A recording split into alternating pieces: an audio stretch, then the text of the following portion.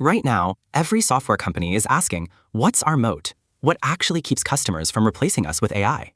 Before AI, your moat was your technology, proprietary code, hard-to-build features. But today, anyone can call the same foundation models and build their own solution. The tech moat is gone. So what's the new moat?